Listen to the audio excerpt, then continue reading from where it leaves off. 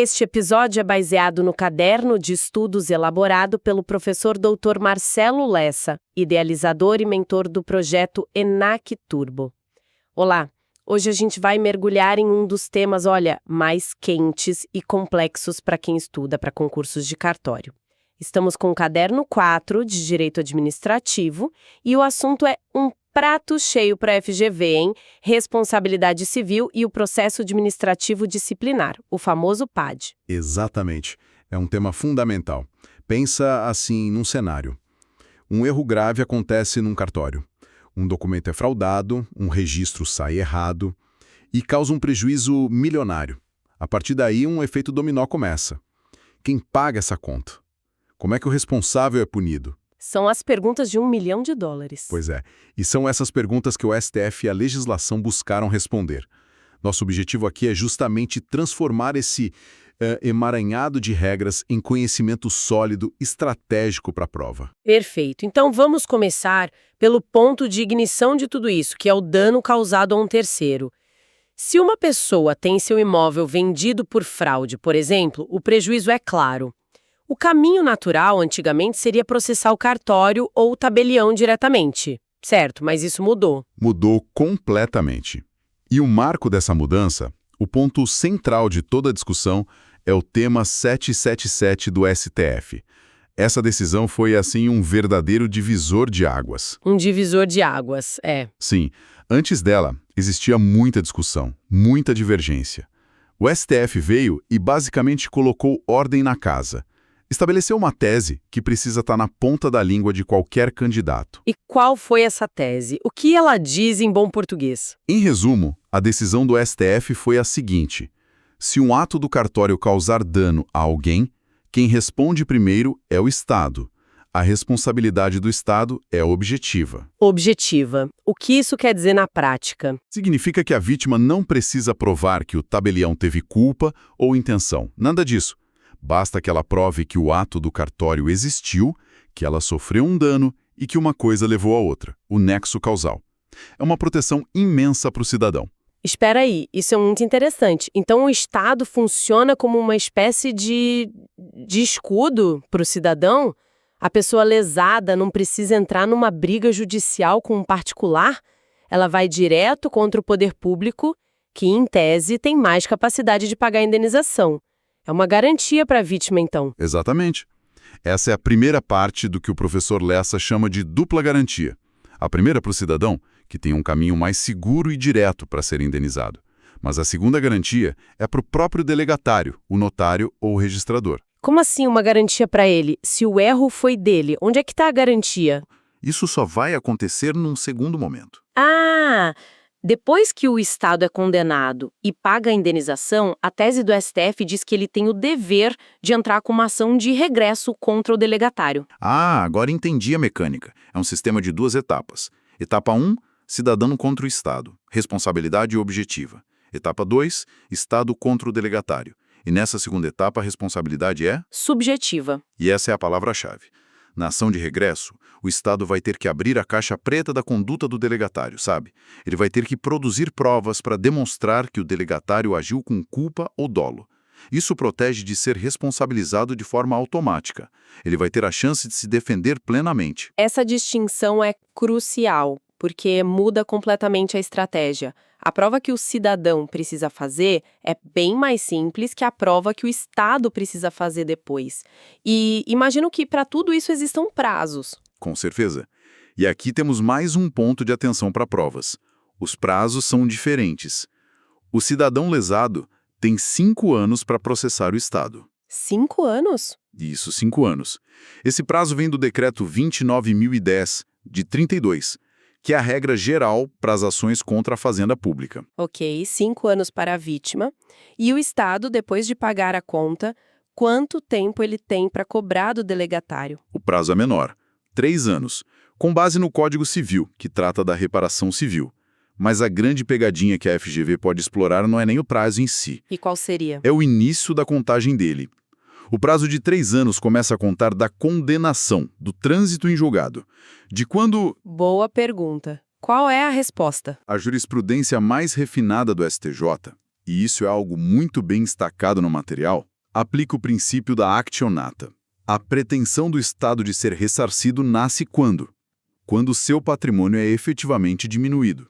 Ou seja... No momento do pagamento. Exato. O prazo de 3 anos começa a contar do dia em que o Estado efetivamente paga a indenização à vítima. É nesse dia que o dano ao erário acontece. É um detalhe de alto nível. Entendi. A parte cível, então, ficou clara, o Estado pagou e agora vai atrás do prejuízo.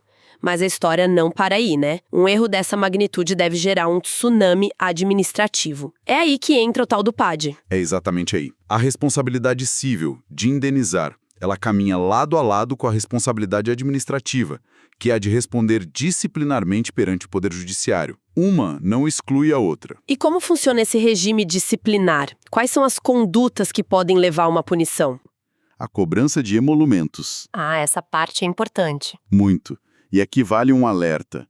Cobrar a mais é, obviamente, uma infração grave, mas conceder descontos indevidos, fora das hipóteses legais, também é. Isso fere a isonomia, a tabela de custas. Certo. E para cada tipo de infração tem uma punição? Qual é a escala de sanções? Vai de um simples puxão de orelha até a perda do cartório. Exatamente essa a lógica. A lei estabelece uma gradação no artigo 32. Começa com a repreensão, para faltas mais leves. Sobe para a multa, em caso de reincidência. O terceiro degrau é a suspensão, que afasta o titular por até 90 dias, prorrogáveis por mais 30. E no topo, a sanção máxima, a pena capital da carreira, a perda da delegação. Para se perder a delegação, é sempre necessário uma sentença de um juiz. Não mais. E essa é uma armadilha perfeita para concursos. Se o candidato for só pela leitura seca da lei, ele pode errar. Por quê? O que a lei diz? Um dos incisos do artigo 35 menciona sentença judicial. Contudo, a jurisprudência tanto do STF quanto do STJ já está, assim, absolutamente consolidada de que a perda pode sim ser decretada ao final de um processo administrativo disciplinar, desde que, obviamente, sejam garantidos o contraditório e a ampla defesa. A banca pode muito bem colocar a literalidade da lei numa alternativa só para confundir. Isso é fundamental. Então, o PAD pode levar à perda da delegação, mas esse processo tem suas próprias regras. E uma das mais traiçoeiras em prova é a prescrição. De novo a prescrição. Exato. Quando o Estado perde o direito de punir administrativamente. O prazo geral também é de 5 anos. Mas, de novo, o pulo do gato está no detalhe. E o detalhe aqui é o termo inicial. A maioria das pessoas pensaria que o prazo começa a contar da data em que o fato irregular aconteceu, né? Mas a Lei 8.935 é explícita. O prazo começa a contar da data em que a autoridade competente toma conhecimento da infração. Nossa, isso muda tudo. Um erro pode ter acontecido há 10 anos, mas se ninguém sabia e a corregedoria só foi notificada hoje, o cronômetro de 5 anos começa a correr a partir de hoje. Exatamente isso. Lembro de uma questão de concurso que descrevia um dano ocorrido há 12 anos. Muita gente foi direto na prescrição. E caiu na pegadinha. Caiu. A pegadinha era que a autoridade competente só soube do fato no ano anterior. Quem não sabia dessa regra do início pela ciência, errou uma questão que parecia fácil. Enquanto esse processo todo está correndo, o titular continua trabalhando ou ele pode ser afastado para não atrapalhar a investigação? Ele pode ser afastado preventivamente.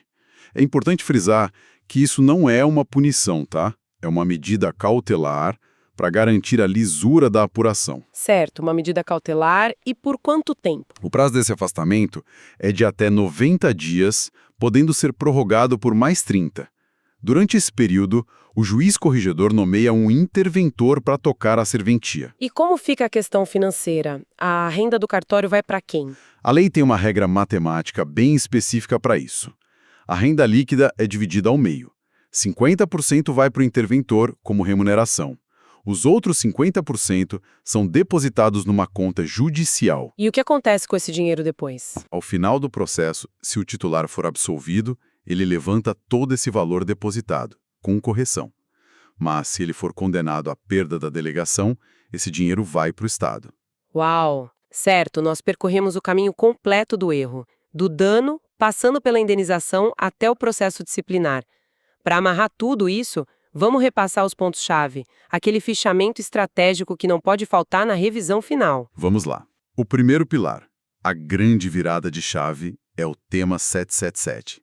A regra de ouro é: cidadão processa o Estado, com responsabilidade objetiva. Depois, o Estado processa o delegatário, com responsabilidade subjetiva. Essa é a base. Perfeito. Segundo ponto, a armadilha mortal da prescrição administrativa. 5 anos. Mas o que importa não é quando o fato ocorreu, e sim quando a autoridade competente teve ciência dele. Memorizar ciência da autoridade é vital. Anotado. Terceiro, sobre a punição máxima. A perda da delegação pode acontecer via PAD. Não depende mais, necessariamente, de uma sentença judicial. A jurisprudência superou a literalidade da lei nesse ponto. Ótimo. Um ponto do dia a dia que também é infração grave. Emolumentos. Cobrar a mais a infração. Dar desconto ilegal também é. A tabela de custas é para ser seguida à risca, para mais e para menos. E por último, uma questão que sempre gera dúvida na troca de titulares. Sucessão trabalhista. A regra é que a responsabilidade pelos contratos de trabalho é pessoal, do titular da época. O novo titular só assume essa responsabilidade se ele mantiver o empregado, continuando o contrato. Se o empregado foi demitido pelo titular anterior, a conta é do anterior. Isso mesmo, a conta é do anterior. Excelente revisão. Agora, o teste final. Como a FGV realmente cobra isso na prova? O caderno traz alguns exemplos práticos. Sim, e eles são muito reveladores. A questão 01 do TJ de Santa Catarina é um exemplo clássico. Ela pedia basicamente que o candidato identificasse a tese do tema 777. A alternativa correta era quase uma cópia do que o STF decidiu. As outras eram as cascas de banana. Uma falava em responsabilidade subsidiária, outra em responsabilidade direta e objetiva do notário. Ou seja, tentavam levar de volta para o mundo pré-tema 777. É a cobrança pura da jurisprudência, então. Pura. E sobre aquele detalhe da prescrição na ação de regresso, a questão do actio nata. Ação de regresso. A pergunta é: o prazo de 3 anos para o Estado cobrar do delegatário já tinha passado? A resposta, seguindo o STJ, é não. A pretensão do Estado só nasceu de fato no dia em que o dinheiro saiu do cofre público. É um detalhe que separa quem passa de quem fica. Fica muito claro que não basta conhecer a lei. É preciso entender a interpretação dos tribunais e, principalmente, a lógica por trás de cada regra. Sem dúvida. E como o professor Marcelo Lessa sempre reflete, estudar esses temas não é só para passar no concurso. A grande autoridade e a fé pública que um delegatário possui vêm acompanhadas de uma responsabilidade imensa.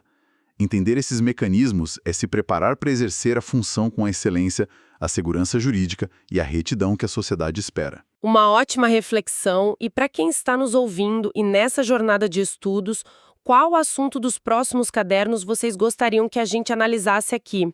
Deixem suas sugestões nos comentários, a gente lê todas. Podcast produzido a partir do conteúdo do projeto ENAC Turbo, sob a autoria e orientação do professor Dr. Marcelo Lessa. Se esse conteúdo te ajudou, não esqueça de se inscrever no canal e ativar o sininho das notificações. Assim, o YouTube te avisa imediatamente assim que o próximo resumo for liberado. Até a próxima!